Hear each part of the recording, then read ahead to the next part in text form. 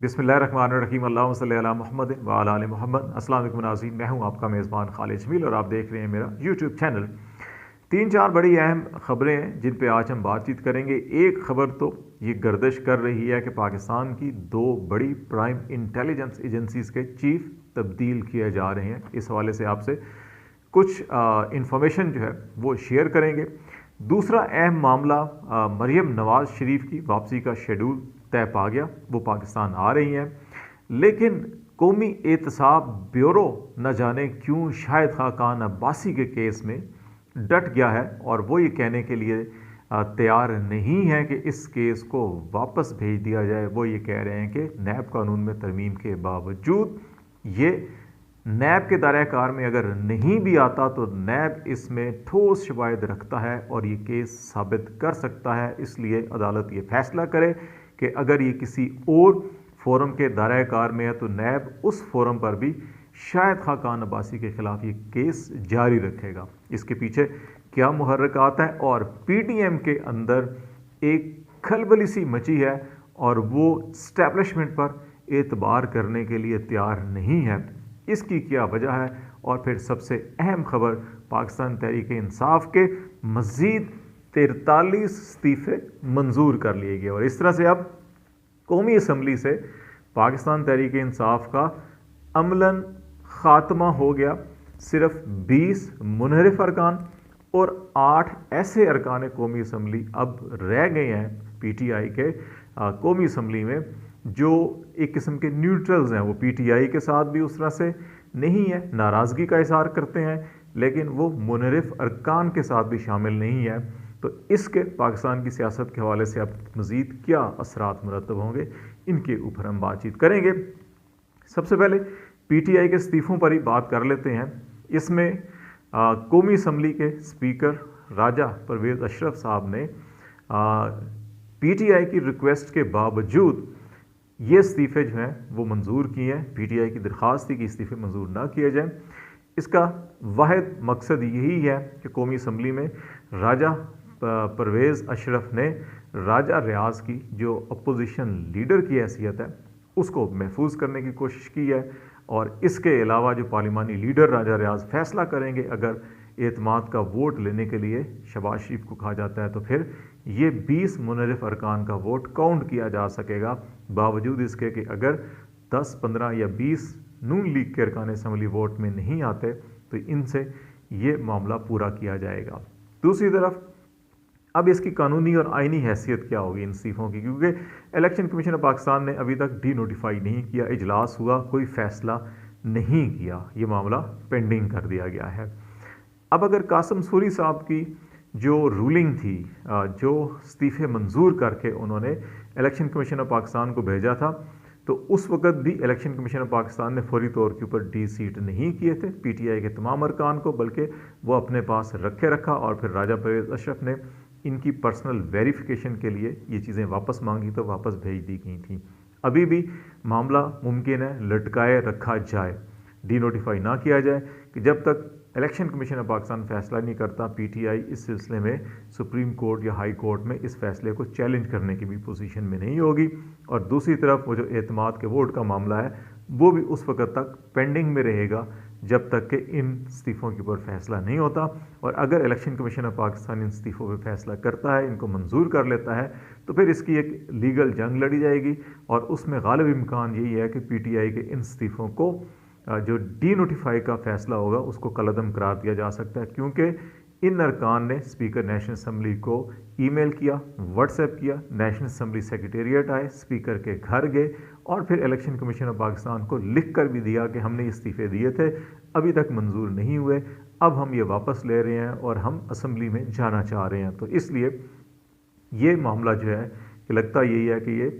Again अदालत में जाएगा और वहाँ से ये मामला हल होगा। लेकिन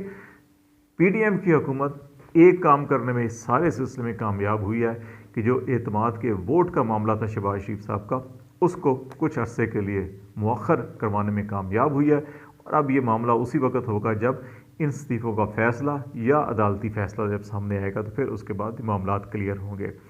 शाहिद खाकान अब्बासी के हवाले से बड़ा इंटरेस्टिंग मामला है और ये LNG का रेफरेंस और इसके अंदर नैब जो है वो ये कहना नैब हुकाम प्रोसिक्यूटर की जानिब से कि इसके अंदर ठोस शवाहिद मौजूद है, शाहिद खाकान अब्बासी के खिलाफ केस साबित किया जा सकता है। नैब कानून तरमीम के बाद अगर नैब के दायरा कार में नहीं भी तो किसी और फोरम पे आता है तो अदालत ये फैसला करें, हम उस फोरम में भी इनके खिलाफ केस चलाएंगे। वो उन लोगों का ख्याल है कि नैब को इस्तेमाल किया जा रहा है। शाहिद खाकान अब्बासी साहब इस वक्त एक न्यूट्रल पेज के ऊपर बैठ कर मिफ्ता इस्माइल और मुस्तफ़ा नवाज़ खोखर और इस किस्म के लोग जिस किस्म की गुफ्तगू कर रहे हैं वो शायद इस्टेब्लिशमेंट को या PDM के बयानियों को सूट नहीं करती, इसलिए शायद खाकान अब्बासी साहब को थोड़ा रगड़ा लगाने की कोशिश की जा रही है या उनका सॉफ्टवेयर अपडेट करने की कोशिश की जा रही है ताकि उनको वापस उस ट्रैक पर लाया जाए जिस ट्रैक पे ताकतवर हल्के PDM को रखना चाहते हैं। तो यही वजह है कि उनका मामला जो है बाकी तमाम के केसेस क्लियर हो रहे हैं, नैब अदालतों से वापस जा रहे हैं और ये कहा जा रहा है जी कि नैब के दायरे कार में नहीं है, लेकिन शायद खाकान अब्बासी को नैब के दायरे कार में रखा जा रहा है। इसीलिए दूसरी तरफ जो मरीम नवाज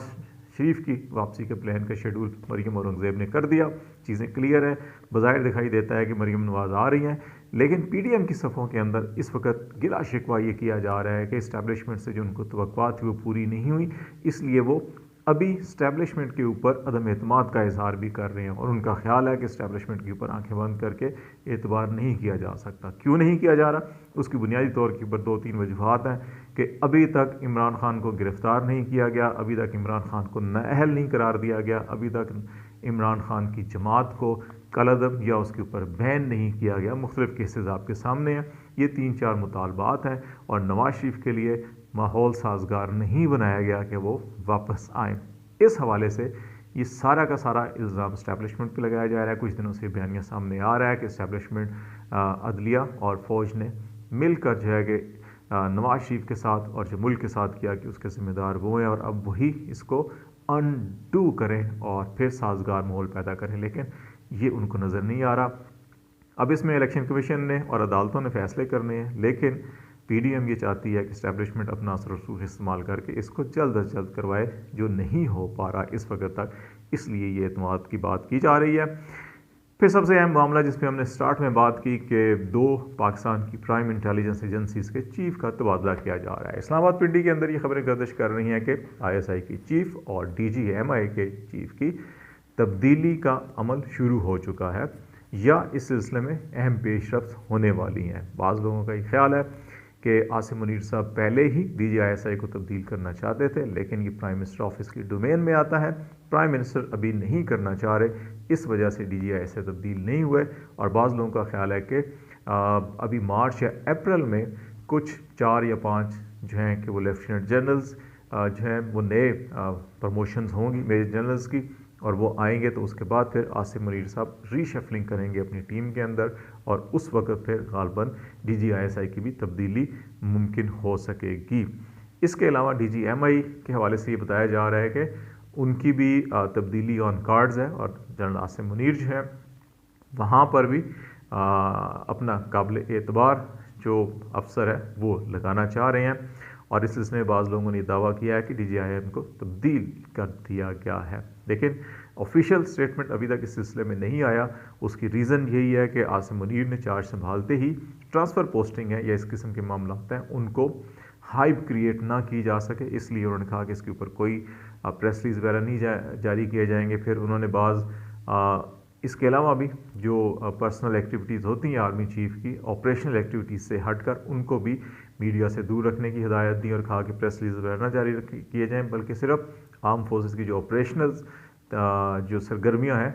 उनके हवाले से सिर्फ जो है कि बयान जारी किए जाए। उस वजह से भी इसको अभी जो है कि हाई प्रोफाइल उस तरह से हाइप नहीं बनाई जा रही बल्कि लो प्रोफाइल रखा जा रहा है। तो आने वाले दिनों में मज़ीद हम ये देखेंगे कि क्या PDM जो है कि वो इस्टेब्लिशमेंट के ऊपर एतमाद करती है या अपने बयानियों को उसी तरह से आगे बढ़ाती है जिस तरह से वो प्लानिंग कर रहे हैं कि इस्टेब्लिशमेंट को और अदलिया को तनकीद का निशाना बनाया जाए और एक पब्लिक कंपेन शुरू की जाए जब मरीम नवाज़ पाकिस्तान में आए कि वोट को इज़्ज़त दो का बयानिए को बहाल करके और फिर उसके बाद एक एग्रेसिव कंपेन इमरान खान के ख़िलाफ़ शुरू की जाए। तो लेट्स सी क्या होता है, आपको अपडेट करते रहेंगे। खालिद जमील को इजाज़त दीजिए, अल्लाह हाफिज़।